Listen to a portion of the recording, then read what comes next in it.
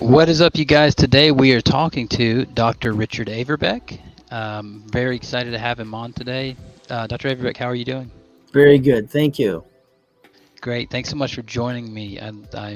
I love how scholars will take their time just to come on and talk to a regular person like me and my audience, and it's definitely a pleasure. Thank you. Today we're going to be talking about a couple of his articles. We're not going to get a chance, obviously, to go through all of them, but all the different points. But we're going to touch on two of them. One being from this book, Behind the Scenes of the Old Testament. This is a great book. I definitely suggest it. It's got like, I don't know, what, 60 hmm something articles by different scholars. It's edited by John Walton, Jonathan Greer, and John Hippler. And so, very interesting book. And it goes, it literally goes behind what it says, behind the scenes of the Old Testament, the cultural, social, and historical context. Um, Everything I noticed, from the music and dance to traditional pottery to family networks to, uh, you name it. It's tax law. It's just incredible. So anyway, Dr. Falk, who many people will know from a friend of mine who have had on to talk about one of his other books here about the Ark of the Covenant. He actually wrote an article in it as well. So it's a really good resource. But today we're talking about Dr. Richard Averbeck's article, but also we're going to just talk about his view of kind of the Pentateuch in general, the composition a little bit, but mostly around this article and around the background of the Old Testament. Um, so his article is entitled Slavery in the World of the Bible. But first, Dr. Averbeck, do you want to maybe give us a little bit of background to most of my audience will be pretty familiar with Walton and Heiser and a lot of these guys, probably Daniel Bach and people like this. But um, you want to give us like maybe a little bit of background about the article, about what we can expect from the ancient Near East perspective? Yeah, there's lots of different ways I could respond to that from different perspectives. But one of the things that stands out to me is that when you use the word slavery in our context, we often are thinking of New World slavery, American slavery, where you go to another continent, steal people, bring them back to breed for labor and to do labor, and so on and so forth. And one of the things it's important to be said up front, and that I said in the article, and many others have said who've worked in the ancient Near Eastern world, one of the things that needs to be said is that's just not there in the biblical world, that kind of slavery. It's not talking about that. It's talking more about household slavery. It does involve labor, does involve various things that were needed by the people in the households and so on.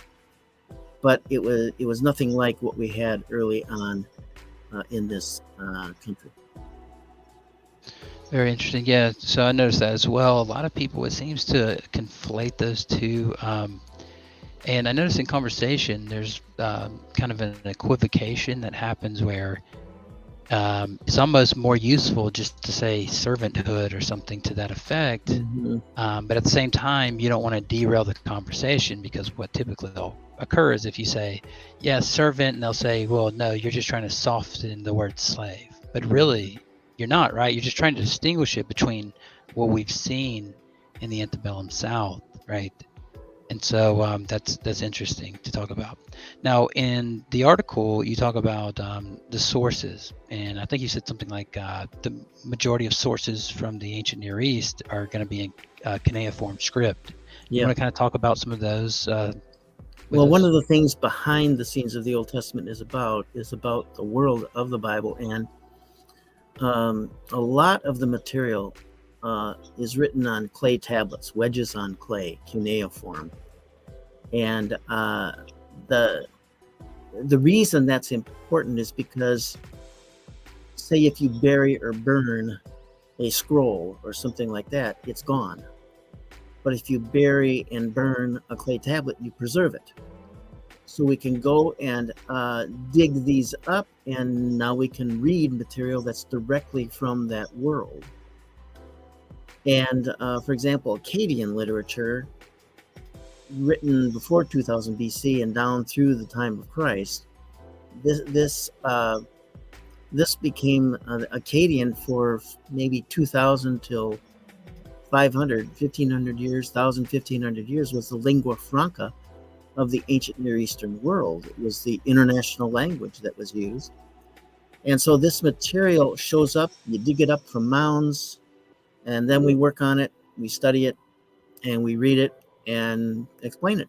And the material is, and there's more literature written in Akkadian than probably all the other languages of the ancient Near East put together.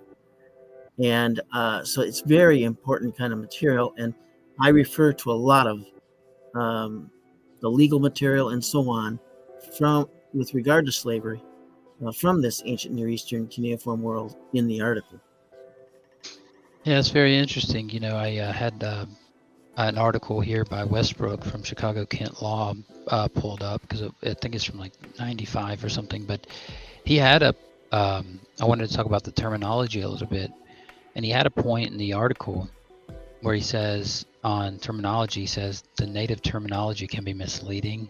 And he says the subjects of a king were called his slaves, even though they were free citizens. The king himself, if a vassal, was a slave to his emperor.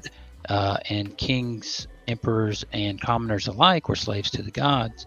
A social inferior, when addressing the social superior, referred to himself out of politeness as your slave.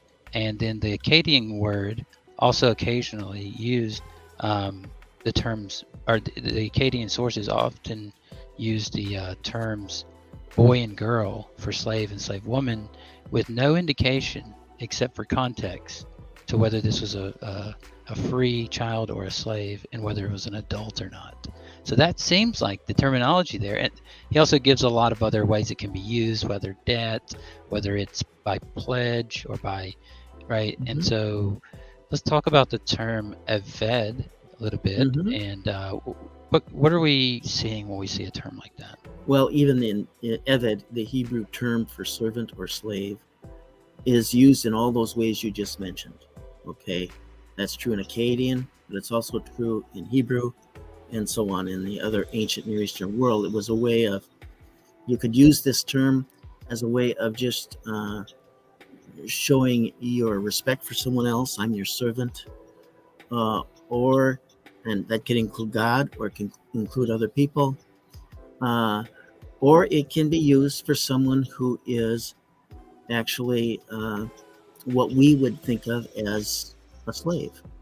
And you have to distinguish between them in the context of what's being said about them and how the term is being used in the context. Very interesting. So when I'm looking at your book, or I'm sorry, in the book at your article, we get a section that says,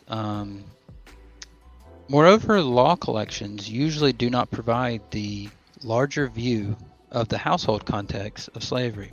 Workers often have differing status among them, whether they are slaves or non-slaves.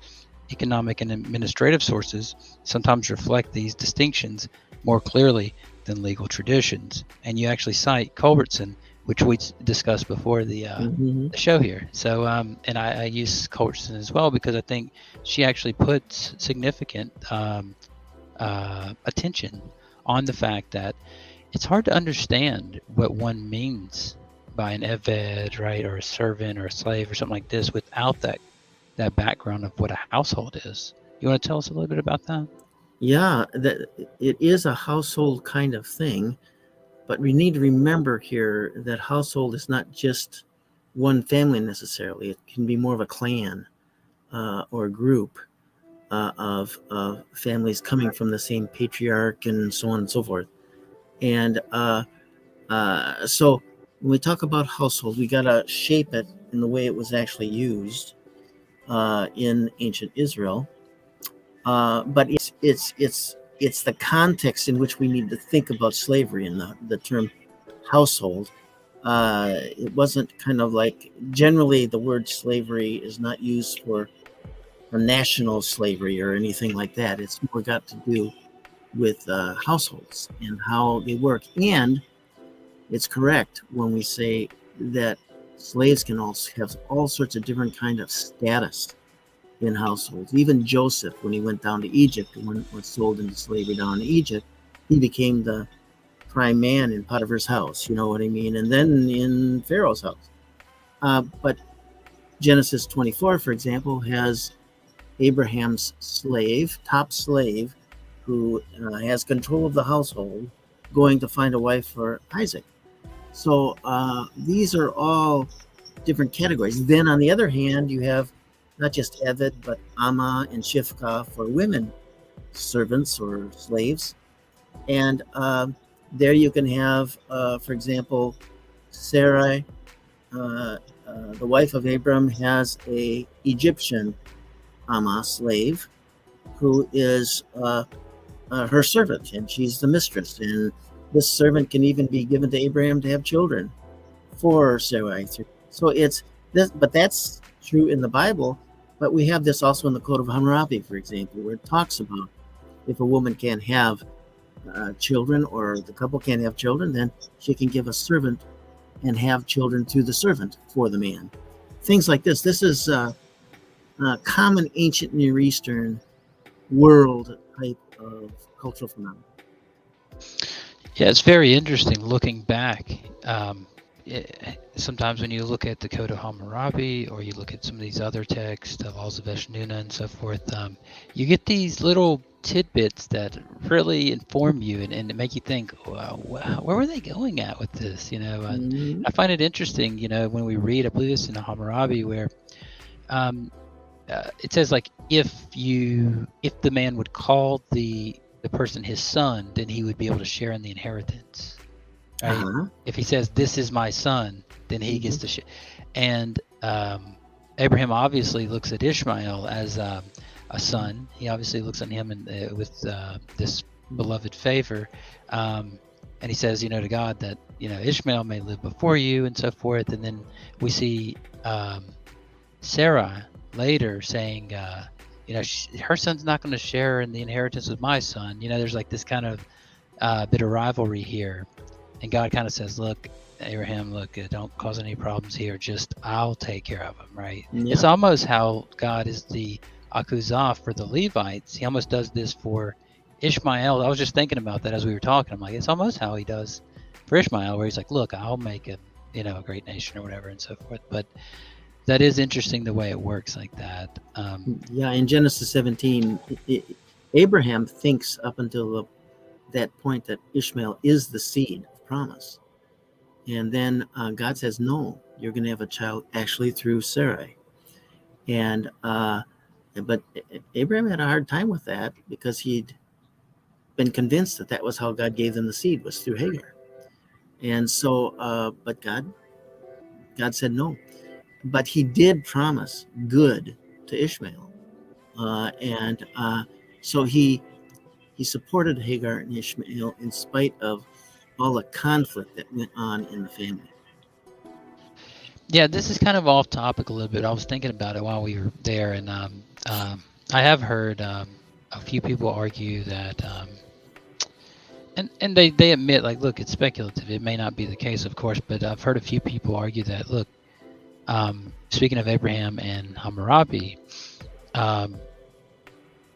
Abraham, around his time, there's a king of Shinar, which is called Amraphel, and it basically, the letters are a direct correlation to the Hammurabi, right? There's a direct connection there that could be a potential syncretism. What do you think about that view? Have you thought about it at all, or is it something you need to consider? Well, we got this whole thing in Genesis 14 with these kings, that come and conquer the land and so on. And there's a connection to the larger ancient Near Eastern history there that comes and imposes itself on the life of Abraham in Canaan. And we learn a lot from that story. But there's been a lot written on it and a lot pushing back forth on the historicity of the account and so on.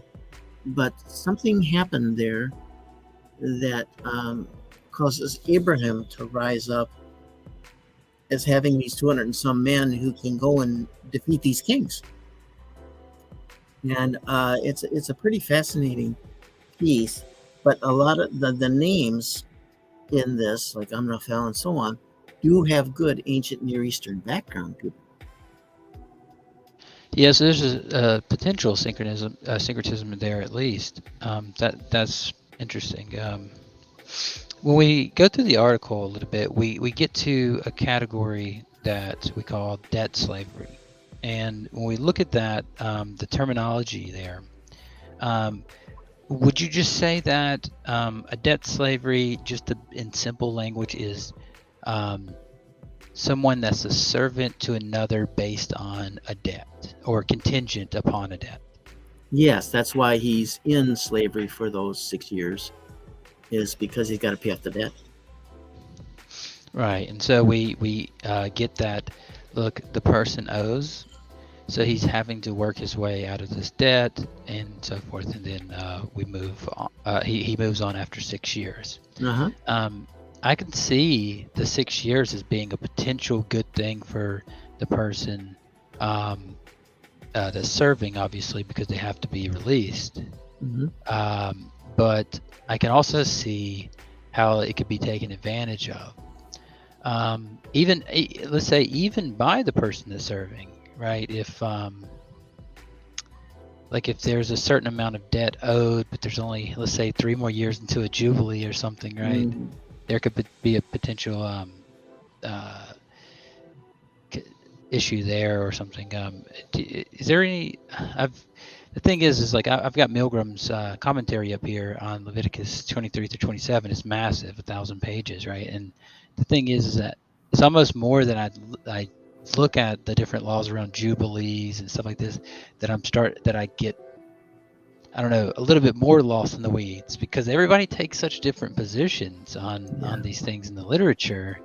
Do you want to maybe talk about some of the different views on this, like debt slavery, and how I guess different people take the jubilee and the release and stuff?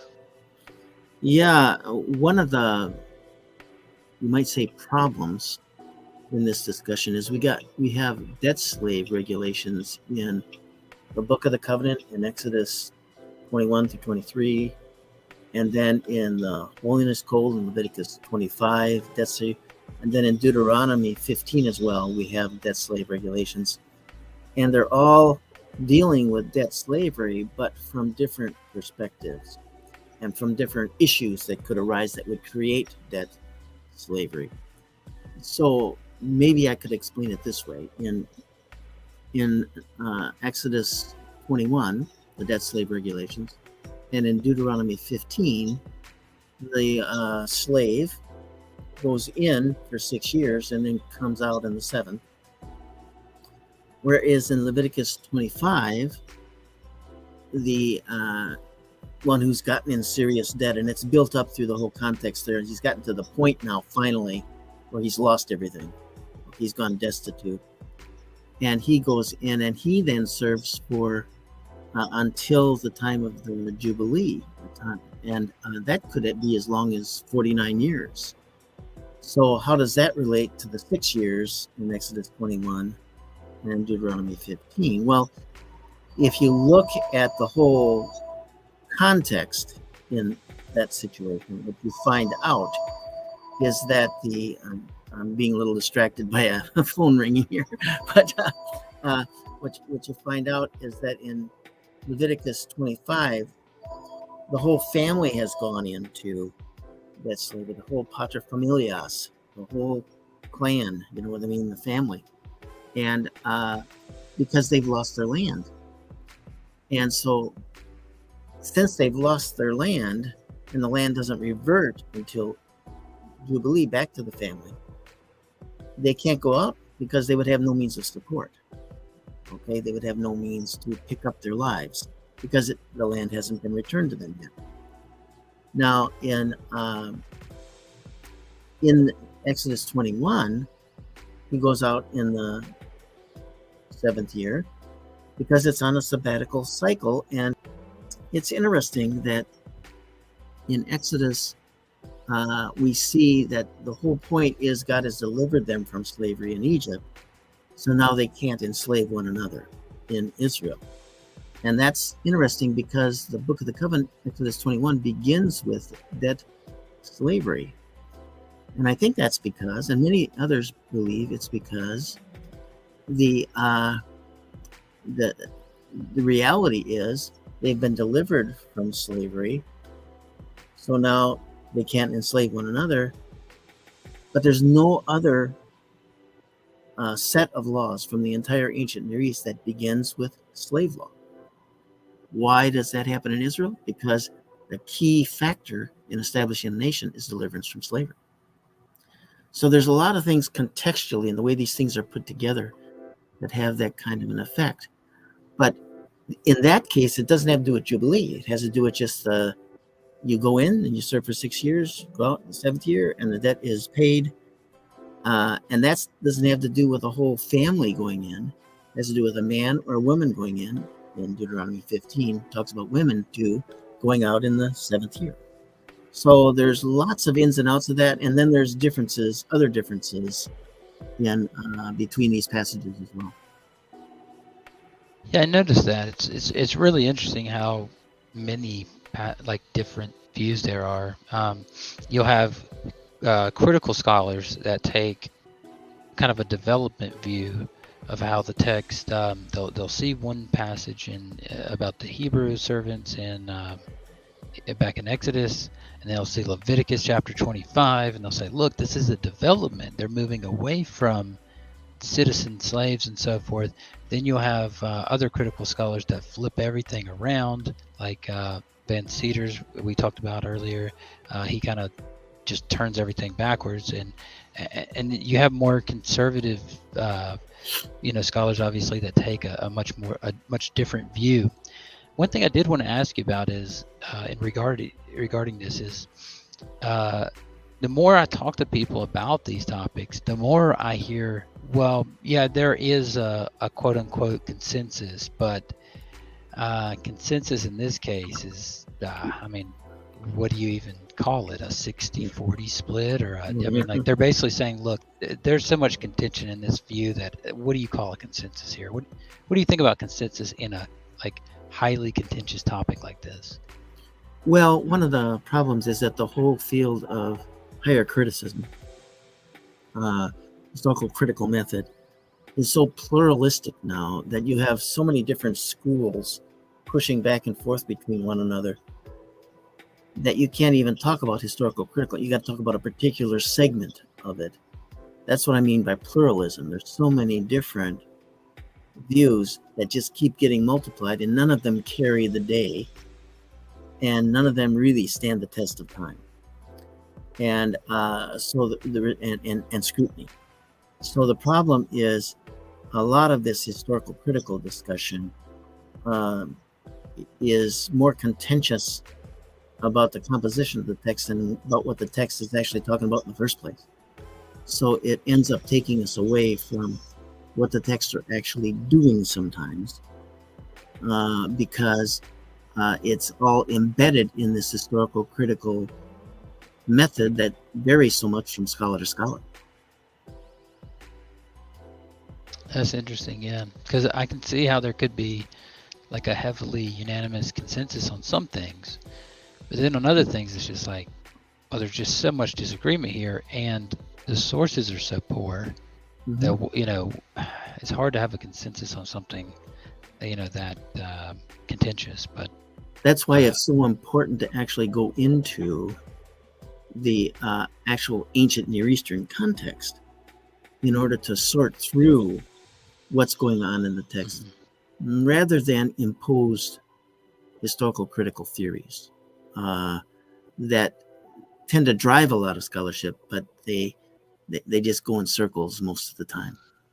Yeah, and I noticed that in your other article, Dr. Averbeck has an article called "The Exodus, Debt, Slavery, and the Composition of the Pentateuch," and in it you kind of make that point.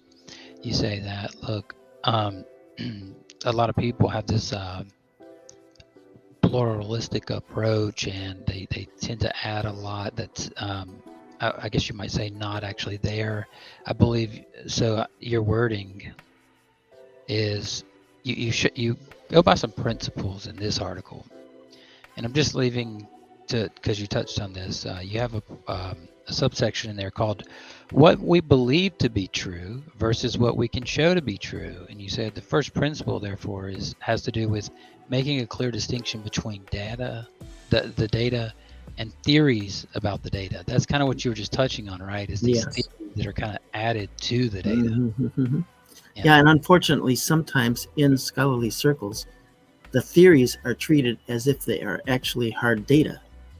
And so, in order to sort out what's going on in the discussion, you got to be able to distinguish yourself between what is real data and what is the imposition of a theory on the data. Now, we all work with theories that we build from the data, but we got to remain aware that the reality is the data has to be in control, and you got to distinguish that from the theories. And that can be whether in non-conservative circles or conservative circles. You can have theories imposed on the data that are treated as if they're data, and that confuses the whole discussion all the time.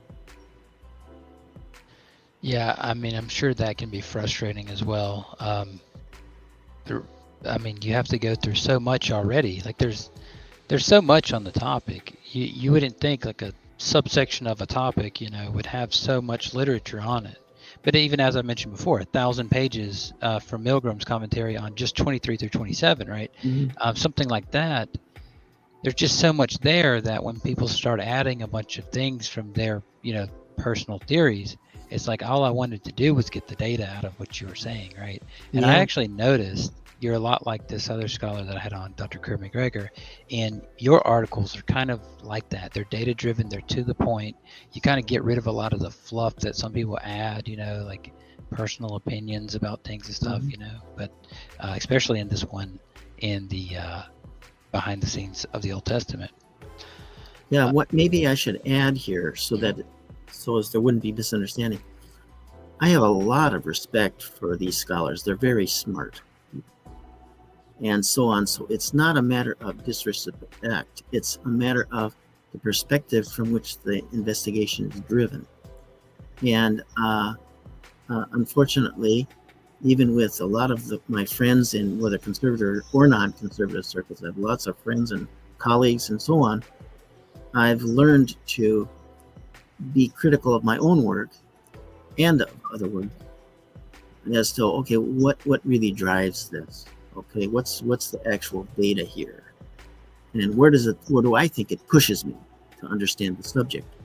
And I really want to kind of make sure that the data is what's pushing me. Okay, and but then of course there's different views on what the data is sometimes. So it's not easy, but you try to stay close to actually what's clearly there. yeah, that's interesting. I like that approach, obviously. I did want to touch on one thing you said in the article is you said since the release is since the release is in the 15th year, they could theoretically serve as hired workers for as many as 49 years, in which case the father and perhaps others in the family may have already passed on. Yet it would not make sense to release them any sooner, since their means of support, i.e., their landed estate, would not revert to them until the Jubilee. In the meantime, through their labor, the family paid off the debt they owed to their master. Now, this is interesting because we're talking about the release, and we're talking about the what's called the akuzah, right? The landed estate, the And the landed possession, property, the landed possession, yeah. right? And this is something that that is to provide for them, right? This is something that Yeah. God has basically guaranteed to citizens of Yeah. Israel as Mhm. something that provides for them. And what you're saying here is, look, they still don't get their land reverted back to them until the end of this, until the release, right? Mhm. So, do you want to talk about maybe a little bit about that, about the Jubilee, and about how like the property that they have, the debt slaves, the property they have is what actually provides for them, and if they, and this time allotment, I guess. Well, if through the 50-year period of time, somewhere in there, the family goes through drought or has some kind of catastrophic setback and actually loses their land, then somebody else could own that land for the rest of the Jubilee period. And if they paid for that land, they would pay only for the crops that will be produced in those years that are left. They never actually bought the land from the other family. And so, what would happen, according to this Leviticus 25 Jubilee passage, is that if the family completely loses it all, they can go into this debt slavery until the year of release, the Jubilee. And in the meantime, who provides for the family in those years? Well, it's the owner, the one that they've sold themselves to for support, and for they would be labor for him, but he would have to support them. So it was a way of getting them through the catastrophe as well. And the same thing is true for other places where it's talking about the seventh year release. This was kind of like their safety net in ancient Israel.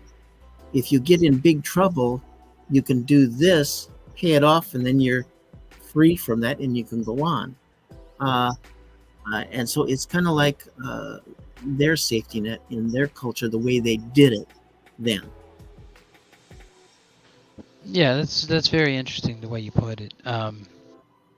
So you also have a section where you talk about what might be considered modern welfare, right? Like you said Uh-huh. that one way to gain relief was to give one or more of the family members over into debt slavery for 6 years. This actually served as a safety net to avoid destitution, and it deals with the family that has Leviticus 29 through 30, 39, 25, 39 through 43 deals with the family that has actually become so destitute that it has lost the family landed estate. Here the situation is so dire that the whole family goes into debt service, but the family members are treated as hired workers rather than debt slaves. You want to maybe talk about that a little bit? Yeah, the text is very clear about that. That when this family goes into this debt service, they don't even want to use the word slave for them. They, they want to talk about them as hired laborers, because you're not supposed to deal with them as someone might deal with a slave. And so they distinguish this terminology in order to make sure that they understand any Israelite who went into that slavery in this way would, in Leviticus 25, has to be treated as a hired worker. They can't be oppressed. They can't be treated as property or anything like that. And because really what you were supposed to be doing through the whole chapter is providing for one another, helping each other through hard times, and so on. And this was kind of like the final setback of a family in such a way. And how do you help them through that? Well, this is how you help them. Yeah, it's very interesting. So it's looked at as a safety net, like almost like a welfare, what we might call in modern day. But that's going to be for citizens, right? Yes. Non-citizens, they weren't guaranteed the same rights as citizens, similar to our countries today. But so the next section we're going to talk about then is the next section that follows is chattel slavery. Now, I find that a lot of Bible believers, they want to not um, they don't want to go near this topic, and I Mhm. think it's because maybe what you first said, that it's often just conflated with antebellum South slavery, kidnapping, and treating people based on race, and Mhm. harsh treatment and all this type of stuff, right? So in this section, you talk about in ancient Israel that chattel slaves could be gained through the purchase from other nations around them, from the resident aliens who lived among them, as well as prisoners of war or warfare refugees and Israelite families. So you want to maybe talk about this section a little bit, and how um, I guess how comparable it is to the debt slaves, to maybe somebody takes a pledge or something. Is this just that it's not based on a debt? Is that Yeah, what? this is a different set of situations, and these are people who are not Israelites, okay? Because Israel was the one that God delivered from slavery in Egypt, okay? And he distributed the land amongst the families, tribes, and families and clans in Israel, okay? But there could be others, foreigners, strangers, who could come in and want to live amongst them and do various kinds of things to provide for themselves and so on, but they couldn't have landed estates, okay, in the same sense that they would own perpetually, okay? So, because that was all distributed to the families, okay, of Israel. So they would be in a situation where if they uh, get into a certain place where they couldn't provide for themselves, they could go in as permanent slaves into a household, okay, of Israelites, and they could be part of that, and therefore be provided and live accordingly. Now, there are cases where we have in the Bible a situation where you have going to foreign war, outside of Israel. And if you defeated a nation, there were often a lot of refugees. And if the city was destroyed or whatever, uh, these refugees, how would they even survive? And often debt slavery arose out of that. There's an example of this actually in Deuteronomy 21, where it actually talks about a woman that was taken into slavery in this way. And it says this in Deuteronomy 21, verse 10. So it gives us a general, it's a specific law, but it reflects lots about the general situation. Deuteronomy 21, verse 10, when you go out to battle against your enemies, and the Lord your God delivers them into your hands, and you take them away captive, and see among the captives a beautiful woman, and have a desire for her, would take her as a wife for yourself, you want to marry this woman, then you shall bring her home to your house. She shall shave her head and trim her nails. She shall also remove the clothes of her captivity, and to remain in your house and mourn her father and mother a full month. After that you may go in to her and be her husband, and she shall be your wife. It shall be, if you are not pleased with her, then you shall let her go wherever she wishes, but you shall certainly not sell her for money. You shall not mistreat her, because you have humbled her. The point of the passage is just one reflection of this refugee situation in war, and it has to do with a woman that a man who's an Israelite wants or thinks he wants. And the result is you get all these protections for this young lady, okay? Because God does not want this to become an abusive situation either. Even chattel slavery was not to become an abusive situation. There were always these checks and balances, but we don't get everything about this. We just get certain peaks at how chattel slavery worked. And then, of course, you get issues of, if this chattel slave does not want to work, how do you get him to work? All of this kind of thing. And that comes up in Exodus 21 and in other places. Yeah, we get this passage a lot about the woman here, and we often hear about how barbaric and terrible the text is here. Um, I think I might could give the barbaric portion meaning something like what Christ meant in Matthew 19, that it was the hardness of their heart. So they were kind of, I guess, God was working with them or something, right? So Moses gave certain laws, but um, do, a lot of times when I see things like this, it's that people are reading in that the intention of this was to grant them the ability to go in and do these things. Whereas when I'm reading the scholarship, a lot of times I'm seeing the opposite. It's saying, no, wait, they were going to do that regardless. They're in power. These guys are in power, right? They're taking Mhm. this land. Well, what it's saying is, look, these are regulations I'm going to put on you. Right? You can't mistreat. You have to Mhm. do. But a lot of people today will still look back with a kind of anachronistic view and say, yeah, but still that makes the Bible bad or something, right? Well, one of the problems here is our kind of cultural superiority in our own minds with regard to our culture is better than that culture kind of thing. I actually think that that's a real problem for our reading of the Bible. And in fact, the ancient Israelites could have the same reaction to us. So, for example, we don't make sure that we have a spouse that our son or daughter marries. We don't gain a spouse for them, whereas they did in ancient Israel. That was an agreement between families, and this is a common. This goes on in some cultures still today. We have some people even where I teach that their culture. This is how they do it.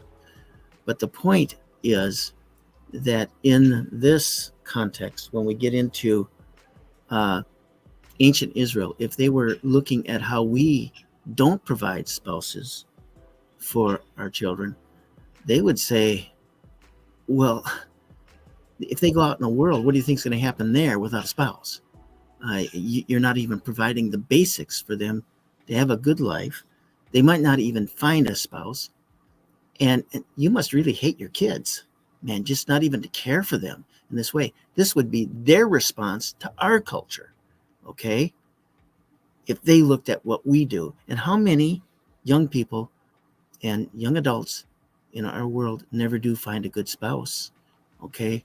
They were responsible to find that for them in ancient Israel, and they would see it as wicked to not do that. So this is the way cultural superiority works. It imposes the person's culture on another culture that just does things differently and sees certain things as more important than others, like our culture does. Yeah, that's actually interesting because when I think about this, and I kind of read about this whole topic, it does. I can see, like, so from your point of view, I can definitely see what you're saying there. But a lot of people are going to look and say, oh, that's just apologetics. He's trying, they'll make up all these things where it's like you can't be right because you have a view. And so, like, I find that to be pretty, um, a pretty short-sighted view. And the thing you're saying about the cultural context and how people look at their cultures as being superior, like, yeah, I definitely understand what you're saying there. In fact, I think that when I'm reading the scholarship, although it does seem pretty barbaric to us, some of the scholarship seems to indicate that, look, slavery or whatever you want to call it, servanthood, to determine Evet is pretty ambiguous depending on his context. It seemed to them almost to be a charity. Yeah. Now that sounds weird to us, but it's like um, Westbrook put in his article under the citizenship ethnicity tab subsection. He says foreigners in the ancient Near East were in a precarious situation. They had no legal rights outside of their own country or ethnic group unless they fell under the local ruler's protection. And even then, their lives were not safe. When the Egyptian envoy, when Amon, was Hmm. shipwrecked on Cyprus, the inhabitants sought to kill him, and he only saved himself by forcing his way through to the local ruler and claiming her protection. And he talks about Genesis 12 when it talks about Abraham and his wife going down to Egypt and stuff, right? Being under Mm-hmm. the protection. And you can see this with Lot, right? And the angels that visit him and so forth. This this view is like it's like you're taking the foreigner into your household and giving them protection against the people who wouldn't care for them in the country, right? And to us, it just seems like, wait, are you saying that slavery is a charity? Can Mm-hmm. you even hear yourself right now? Mm-hmm. But to them, a lot of the scholarship seems to sound like that's what's going on. Do you agree with Well, that, or? that's part of it. That's part of what's going on, and a lot of scholars recognize that it turns out to be that. It doesn't sound like that to us, because we have a different method, welfare system or whatever, okay, to try to make that work. But quite frankly, our welfare system doesn't work very well anyway. And in fact, I've worked within it and found that actually our welfare system tends to trap people in poverty. And so there's lots of problems with that too. And so you have to work though from within a particular cultural context to understand it, and not just impose your own cultural view on it. And again, the problem that you've recognized through this is that we have a real problem with the translation of this term slave versus servant, you know, and how the terminology is used. Because sometimes when we would translate servant, it really means slave. Sometimes when we translate slave, it really means just servant, like I'm a servant of the Lord, you know, this kind of thing, or I'm at your service, you know, in these kinds of ways. And you got to read by the context. Now, one of the things, uh, any institution can become abusive. And the Bible tries to, the way the text lays it out, there's protections, but underneath the system, it can become very abusive. So, for example, in Jeremiah 34, it talks about a situation where aristocracy in ancient Israel was buying up the land and making all these other families slaves. Okay. And God hated that. He comes right out and says he hated that and had to make a covenant to release. This is Jeremiah 34, to release these slaves, send them back to their land, and let them build up their lives again. And they agreed and they made a covenant, but then they went back on it and they took the slaves back. And the Lord got great judgment. And that was one of the reasons for the Babylonian captivity of the nation of Israel, according to Jeremiah 34. There's other places where you can see that, oh no, this is a terrible situation. One place is in 2 Kings. I think it's chapter 4. 2 Kings chapter 4, I believe it is. Yes. In a situation, and this may be worth explaining a little bit. There's this widow, and her husband has died, and she has these two children, okay? And she's gotten into serious debt. So the creditor is coming to claim her children, okay, for slavery. And she goes to Elijah, Elisha, and what he says is, well, get some bottles of oil, gather them from your neighbor, and just pour from your little bottle into there, and it will not end. It will keep on pouring. And she gets all this oil in this way. And he says, now go pay your debt, pay it off. And so he protects the children. So it could become a thing where children could be taken from widows and things like this. So there's no way we should whitewash this as a situation, because you need to understand that the law is something that God gave Israel as a good law. Okay, it was within that cultural ancient Near Eastern context. This was a good way to handle things, but that didn't mean that Israel always handled it that way. in actual on the ground ancient Israel. There's a difference between biblical teaching and ancient Israelite religion and way of life. They often rebelled against the Lord and didn't do the right things in the right way. And therefore, it could become oppressive. That's one of the greatest problems that runs through all cultures, and that is how things become oppressive, no matter what institutions you have in place.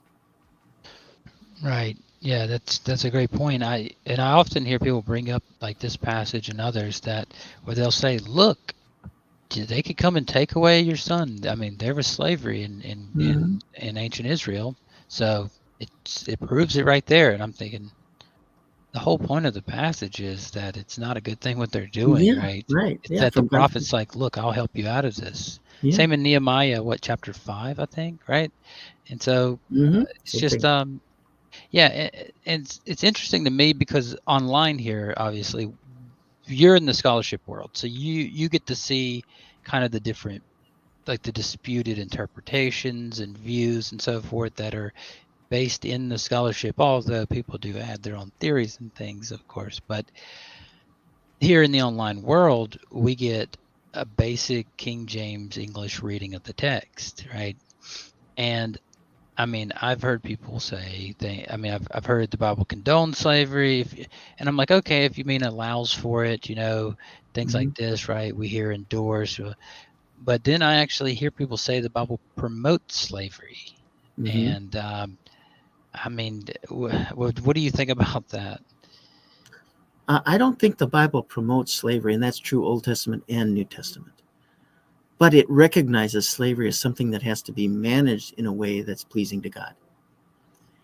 And that, again, we have a problem with it in terms of cultural superiority from our particular perspective. And we have a bad history of slavery in this country. And as I mentioned before, there's no kind of slavery like that in the Bible or in the ancient Near Eastern world. So sometimes we're comparing apples and bananas, not apples and apples here, when we go back and forth between these things. And because we get this initial kind of gut reaction to what we read in the Bible, we just kind of assume that our gut reaction is what's really going on. And quite often, it's not. It's the kind of thing where God is speaking against this. The problem is the evil of people, no matter what institutions you have in place. Yeah, that's interesting. That's so one thing I noticed in the text is use the term and women were sometimes used as surrogates to bear children for men whose wives were infertile or whose status did not allow it. Um, and then you mentioned, e.g., the Babylonian Naditu. Uh-huh. Um, and so I'm wondering, so when you say apparently there, I just thought about this when I was reading it back. When you say apparently there, that women who apparently were infertile, by apparently, I'm just guessing. Are you meaning something there by like, look, it was always kind of blamed on the woman? The issue was getting the offspring for the man. Okay. Now, of course, the women wanted offspring too, Sure. but the idea was to have the name continue on. Okay, of the patrilineal family, and this shows up throughout Genesis and on through the Bible. And what I mean, apparently, infertile is because it could be the guy who's infertile, Right. this kind of thing. But they didn't know how to deal with that. So what they would do, and it may be that that particular woman and that particular man are not compatible, Hmm. physically, and so maybe another woman could bear a child for this man. These are all possibilities that are out there that are not even talked about in the Bible.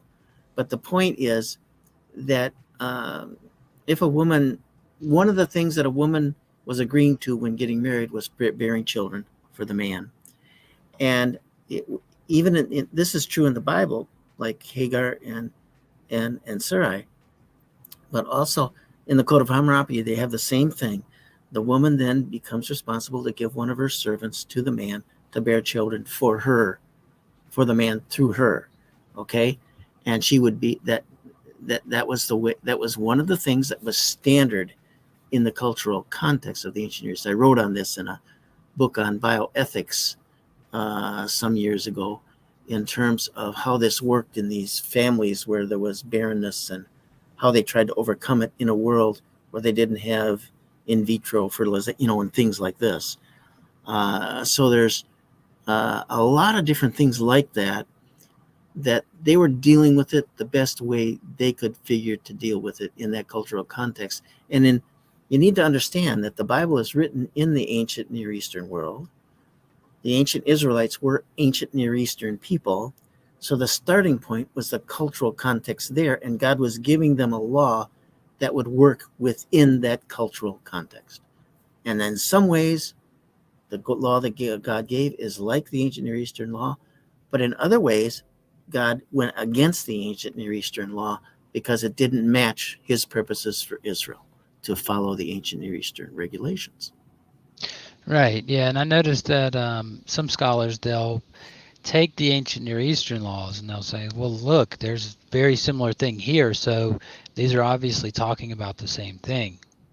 And sometimes they're not talking about the same thing because the Bible is using a polemic, right? Kind of a polemic there, where there's similar to some of these other places in Scripture where the Bible will take something from another culture and use it to make a point about why the God of Israel is better or whatever the case may be. And so we see things like this a lot. Now, I can see really people online a lot, taking some of these passages and they kind of read into, like you were saying earlier with theories, read into things. So they'll see that they'll say basically like, look, the woman is blamed as being barren every time because the men were just, they didn't like women or something, whatever, right? But when you look at like what's actually being thought of by the people, even if that's the case, which is not in some places, we know, for example, in Egypt, there's text to the contrary. But even in, let's say, it's the case, you can see how their minds are working, right? Well, I have a seed. I know that as a man, it's like, I know I have a seed, right? Mm-hmm. So I know it's not me. Mm-hmm. And so it must be the woman, right? Yeah. They just didn't understand. But what I'm saying is you can see the point of how somebody might not even think about that. And they might look back and go, nah, it's just because they didn't like women. We have love texts, right? Mm-hmm. Like That's right. Jacob and so forth. I mean, Yeah. there's definitely that. And the thing I was thinking about, though, was when I believe it was Jacob that did all the work for his wives, okay, and the one he really loved, but he kind of got tricked into working for Mm-hmm. her second. And it's the text where the first wife comes to him and she had given some grain or food or something to the other wife, and she came to him after a long day and said, he gets home and she's like, hey, look, you gotta sleep with me tonight because I have bought you or Yeah. whatever with my Mm-hmm. grain or whatever it was. And I'm thinking about that. I'm like, that's interesting, Yeah. There's all sorts of manipulations that were going on within families with multiple wives and things like this.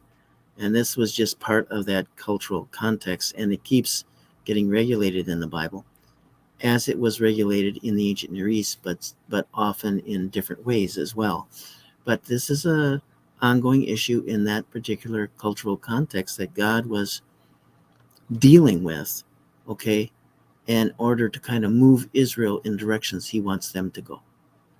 Now we only have a few minutes left, so in this final few minutes, I did want to touch on at least one or two extra things here. One was in the same part about the surrogates, and things. You talk about the parallels between the laws of Hammurabi to Hagar. You talk about the Naditu. If a man marries a Naditu and she gives a slave woman to her husband, and She, the slave, then bears children, after which that slave woman aspires to equal status with the mistress. Because she bore children, her mistress will not sell her. She shall place her upon her slave the hairlock, um, and she shall reckon with the slave woman. And you point to the laws of Hammurabi, um, 170 through 71, are concerned with the inheritance rights of a slave woman's children. We kind of touched on this a minute ago. It depended on whether or not the father proclaimed to them that you're my children, Mm-hmm. right? So it seemed like marriage kind of um, gave some type of rights to the person as like um, a mobility, a social mobility almost, or at least a higher status. And I wanted to ask you in regards to, because they're going to be different, but Dale, I believe it's Dale Martin at Yale, he's written about how the Greek context, he actually looks at slavery in the Greek context as being a way toward upward mobility. And although he says, look, of course, it's not great. We don't need to say that today, and we don't need to, soften it up at all. But it just was a way for them to have an upward mobility, and then they could get manumitted, in which they would have like what's called the peculium, I believe. It's like a money that they could use and so forth. So I'm looking at this and I'm like, is this kind of the same thing he's talking about, where she's receiving a higher status because of she's kind of married into the family through this birth or something? Well, she could have a baby and the mistress couldn't.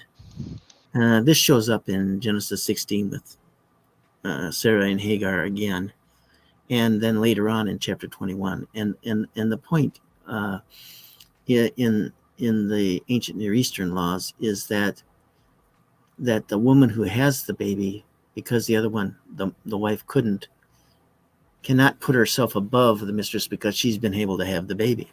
This kind of thing. There are protections for the woman who's actually the original wife of the man, and there are also protections for the mistress, but she cannot for the slave woman. There's protections for her. She can't get sent away by the wife if the wife gets jealous. You know what I mean, or something like that. And so what happens is there's this kind of regulations to protect everybody in what would be considered in that cultural context an appropriate way. Okay, and so they managed it, but you need to understand, like with Leah and Rachel and other things, there are these competitions between them and their slave girls that they gave to Jacob, and so on and so forth. All sorts of competitions are going on. This is just human condition. It's the human condition.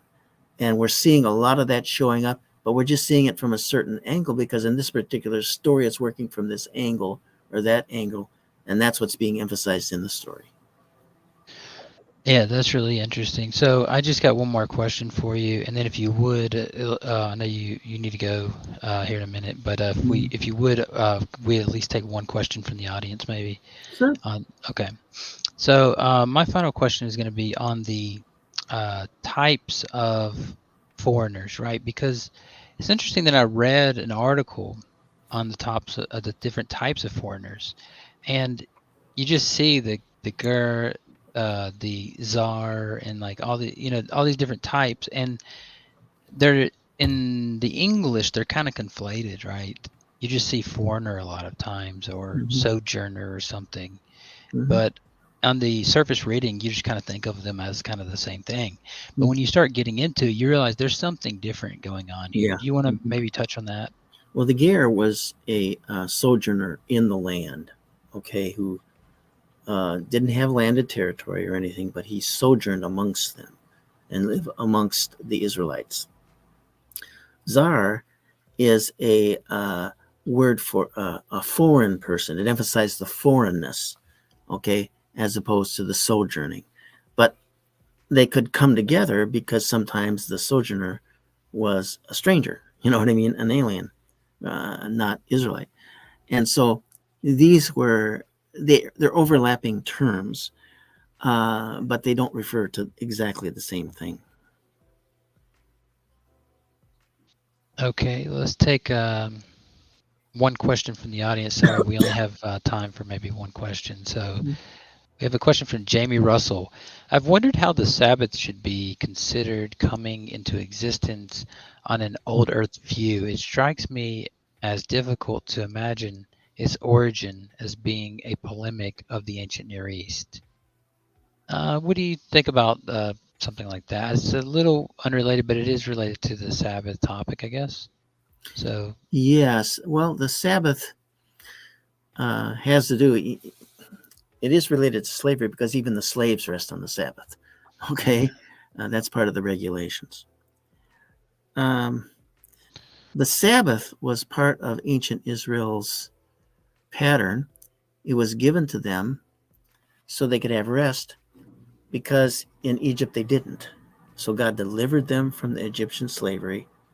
And part of the whole rationale for the Sabbath comes from the fact, in fact, Deuteronomy 5, uh, enumeration of the Ten Commandments, focuses on the deliverance from slavery as the rationale for the Sabbath. Now, the point is that you can argue from the creation in Genesis 1, or you can argue from deliverance from Egypt to the rationale for the Sabbath. And so it's always been uh, those are both there. In Deuteronomy 5, Moses is summarizing what he heard 40 years earlier at Sinai, okay, and explaining it. And so I think what would answer the question is just that you have to let the text that you're in dealing with. Now, in Exodus 20:20, with the Sabbath regulation, in that particular chapter, the rationale is from 6 days the Lord made the heavens and the earth. The seventh day he rested, so now you should rest on the Sabbath. Okay? And in that context, the question becomes, okay, what do we have here, the chicken or the egg? Is the creation story built off of a 6-7 pattern to support the Sabbath, or does the Sabbath come from the 6-7 pattern in Genesis 1 and 2? And so that's a big question. Part of the problem for the view that it's coming out uh, of Genesis 1, part of the issue is in Exodus 31, when it talks about the Sabbath, it talks about the fact that God rested on the seventh day and was refreshed. He caught his breath. He was worn out. Okay, this sort of thing. Well, we know that's anthropomorphic. God doesn't get tired by doing the creation. So, how much is of this is meant to simply teach ancient Israel there's a pattern in your weekly life, okay? And that pattern is important, and you can see that in the way God did creation, and therefore you should rest too on that seventh day. And so that's the problem is whether the Sabbath comes out of creation or the creation is built off of the 6-7 pattern, which is so common in the Bible, as a way of supporting the Sabbath in ancient Israel. yeah, that's very interesting. And also, if one takes, like, I was thinking about it while you were talking, if one takes kind of like a Walton view of like the inauguration of the temple Mm-hmm. complex and all, you could see how it would work there looking Mm-hmm. back, from. Mm-hmm. So, but yeah, I just wanted to give you, well, before we go, just like maybe 1 or 2 minutes, however long you want to take, but just a chance to kind of sum up your article, and maybe if you wanted to touch on anything you think I might have missed, but it's just because of timing, I have to just pick and choose a few things that Yeah, that sure. maybe you want to sum up. Well, I did the one article that we've used mostly from that book on the world of the Old Testament really focuses on Israelite slavery in the context of the ancient Near Eastern world. Okay? And there's a lot to do with that. And so that's what that's really about. And we talked about quite a few things with that. The other article on the composition of the Pentateuch in relation to this has to do with the historical critical discussion about composition of the Old Testament. And I argue there that these are not passages that conflict with one another. They're dealing with slavery, debt slavery from different perspectives, the debt slave passages. And I'm currently writing an article on household and slavery in the ancient Near East. These are all different angles on what's in the Bible and in the ancient world. And it's clear now, scholars are agreeing, and I think it's a correct consensus, that in order to understand slavery, you have to understand in the ancient Near East and in the Bible, you have to understand it in terms of household slavery. Okay? And you've got to think about it at that level. It's not a national slavery kind of thing or something like that. Now, the one case of the Gibeonite covenant in Joshua, where they tricked Israel into agreeing to not destroy them because they pretended like they were from outside the country, you know what I mean, and wouldn't be a problem inside. They tricked them into Israel didn't go to the Lord about it. They made the agreement and swore an oath. Well, then they find out that no, they were actually inhabitants within the land. And the result is they then become servants to Israel in gathering things and providing things for the tabernacle, okay, in ancient Israel. There you got a people, a city people, a city of people, okay, and their descendants becoming servants within Israel in light of this covenant that they swore, because once you swear a covenant by oath, you can't go back on it, even if it was a bad covenant. Okay, so there's things like this, that show up in the Bible, but in a very different way than what happened in this country, which had so much oppression within it that he goes bring the people on ships, half of them die before they even get here. I mean, all of this kind of thing. It was really a very wicked thing from the start in the way it was done, and would not be something that the ancient Near Easterners would even attempt to do. They wouldn't even occur to them to do this. Yeah, that's pretty rough, and I mean I agree with you there. So we were talking about we have the other article I mentioned earlier, but we were talking about his article in this book, Behind the Scenes of the Old Testament. I definitely suggest it. Great book, as I said, edited by Walton and Greer and Hibbler. But there's like over 60 something articles in there. Dr. Averbeck, before we go, I forgot to do this at the beginning. Can you give the audience just briefly your some credentials, where you've been, where you're at now, teaching professions and so forth? Well, I'm actually at a point of retiring now from Trinity Evangelical Divinity School after 28 years teaching here. I taught before that at Dallas Theological Seminary, and before that at Grace Theological Seminary, beginning in 1980. So I've been teaching for 42 years.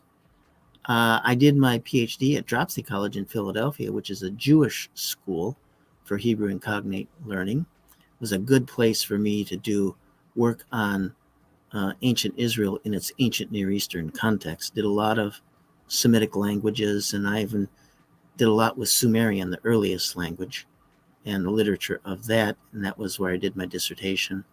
So I work in the very earliest ancient Near Eastern material from a written point of view, and my main focus in my teaching has been on the Torah, the Pentateuch, the first 5 books of the Old Testament. And I do have a book coming out here from University Press this September on the Old Testament law for the church and the believer, and where I work through the law and the issues of the law and how then the New Testament looks back on it and uses it based upon understanding how the law worked in the first place in the Old Testament.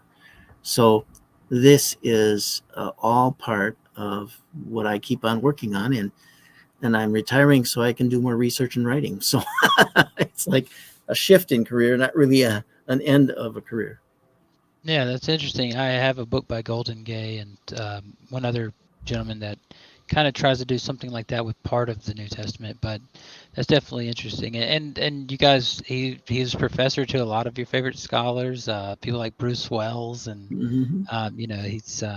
he's been around for a while, and so he understands the scholarship, he understands the positions taken, and he's seen it all. And we really appreciate you being here with us. You guys go out and pick up this book, Behind the Scenes of the Old Testament, but also make sure to get some of Richard Averbeck's other works that are out now. I've seen on Amazon you got quite a few books. Um, and if you would just stick around, we're going to say goodbye to the audience, but I just want to give you one thing before we take off. Okay. And thanks for being here with us, and thanks to the audience as well. I thank you. I've really enjoyed this discussion with you. Me too. Take care, everyone.